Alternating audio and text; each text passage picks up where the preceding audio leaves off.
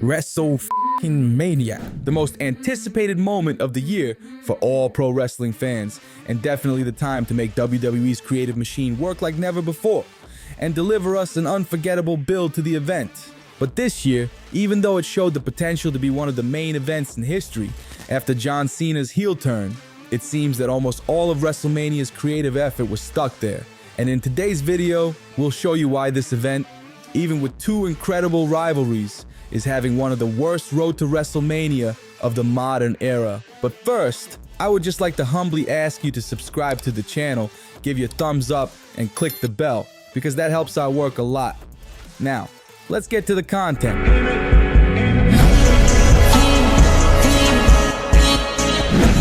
And here I need to start by saying that I really admire the work of both in the ring and on the microphone. Logan Paul has demonstrated an incredible talent for performing so well with so little training, and his charisma and oratory skills developed through his other projects on social media have made him one of the most intriguing villains of the current generation, and I genuinely believe that he will be the future of the company. And AJ, even though he is clearly past his prime, is still one of the main talents inside the ring, and I genuinely believe that this could be an excellent fight. But with all that, why am I complaining about this rivalry? And that's simple. I just don't think the build-up to the rivalry does justice to what this fight could mean. Seemed like a moment that could have been steeped in drama and genuine build-up. The storyline kicked off at the Royal Rumble. AJ Styles made a surprise return from injury, only to be eliminated by Logan Paul, a moment that should have ignited sparks between two distinct personas. Instead, what followed felt rushed. Styles was moved over to 2 Raw as part of the transfer window, and on the March 31st episode of Raw, he challenged Paul outright. But rather than engaging in a meaningful exchange, Paul dismissed the challenge with his signature bravado, insisting he doesn't fight for free, and making it clear that WrestleMania's grand stage was his true target. Instead of developing a rivalry that truly honored the veteran legacy of AJ Styles and the rising promise of Logan Paul, the segments unfolded like a series of shallow, overhyped sound bites and quick brawls.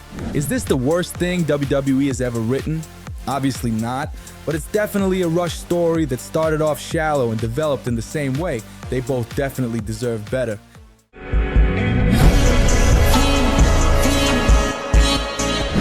Oh man, to be honest, both Royal Rumble winners are in the middle of pretty boring storylines for different reasons, but I'll start with both of them because there are a few things I'd like to get off my chest. The first is how these two really have no chemistry at all. It's honestly painful to watch these two try their hardest and still create one of the most embarrassing moments in WWE. Pick me! Pick me! Just watch as Tiffany makes 1,000 artificial expressions while Charlotte talks.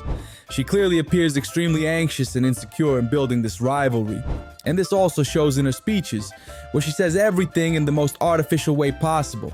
I think the only one struggling here is you trying to keep up with the fans that don't want you back. And it's not like Flair was doing a very good job.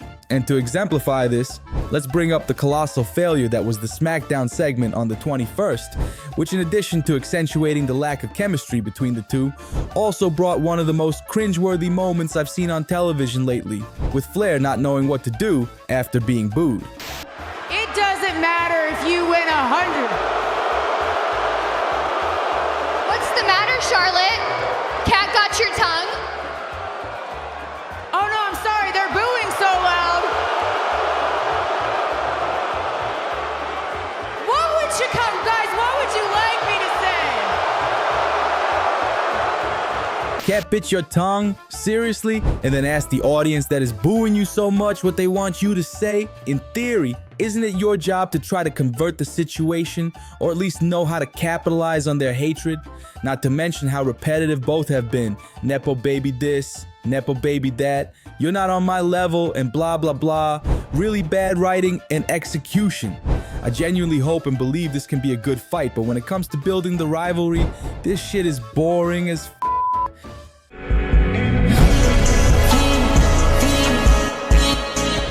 And to be honest, I don't even dislike the story itself that much. It's a good comic relief. And although it's obviously nothing special, it's functional and keeps some interest in the midcard. My real issue with this match isn't just the predictability of the winner, but also the reason why he's the winner. So here we go. El Grande Americano is going to come out with the victory, and most likely with some cheating involved. But why? I don't just think passing the torch is valid, I think it's necessary for the creation of new stars. The already established names, who won't be able to contribute to the sport in the medium or long term, need to lose to the young prospects who are trying to build their legacy, because that's the only way the wheel of our sport can keep turning. But here's the thing, this passing of the torch can't happen at any cost. And we shouldn't sacrifice the image of legends for characters that clearly have no future. Just to mention some real crap examples, remember when Chris Jericho lost to Fandango at WrestleMania 29? Or when John Cena lost to Austin Theory at WrestleMania 39? Who liked that garbage? And that's kind of what they're doing with Rey Mysterio. If they were, for example, building a storyline with Penta, who seems to have all the potential in the world and would have excellent chemistry with Rey Mysterio, everything would be great. Let the new star win. But sacrificing one of a legend's last WrestleManias to give a win to fucking Chad Gable, everyone can go f themselves.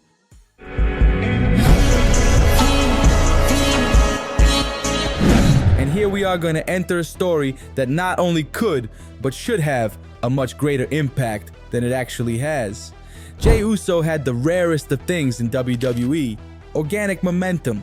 Years buried in the midcard, eating pins in meaningless tag matches, only to rise like a phoenix during the Bloodline saga. People were behind him.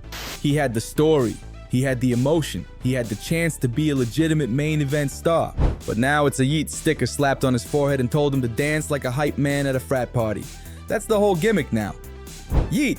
Repeated 57 times per promo, like it's supposed to distract us from the fact that the man has the mic skills of a drunk uncle at a barbecue. Let's talk about those promos. Painfully generic, emotionally shallow. He sounds like he's rehearsing lines from a rejected Fast and Furious script. No fire, no edge, just a walking catchphrase factory. Hey, I appreciate that, Oos.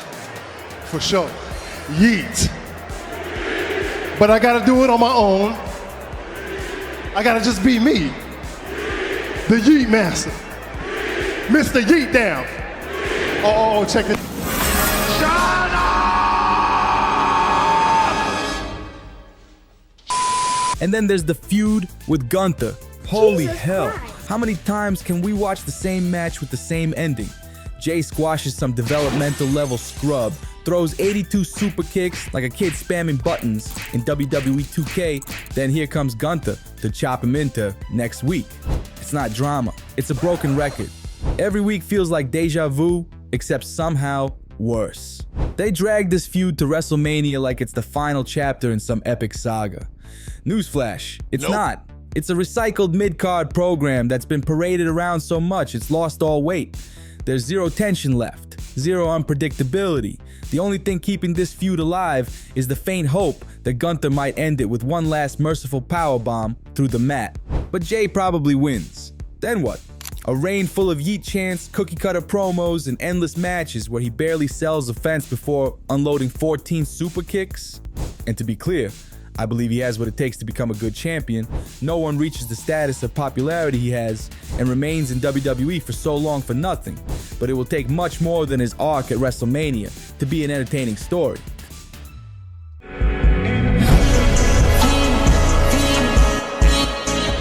The build-up to the LA Knight versus Jacob Fatu fight has been entertaining.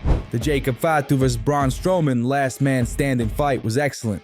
It has the whole arc, the bloodline, with Fatu, which will certainly generate a bigger problem. Damian Priest versus Drew McIntyre has been built basically on the basis of violence, which is great because they will have a Sin City street fight. Io Sky vs. Bianca Belair vs. Rhea Ripley has also been fun. Basically, these fights have absolutely nothing special in terms of build-up, but they are at least functional. They serve the mid-card.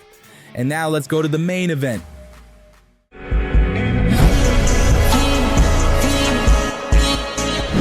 John Cena turning heel is the kind of thing fans dreamed about for decades. And now that it's finally happened, it's not just good, it's cinematic.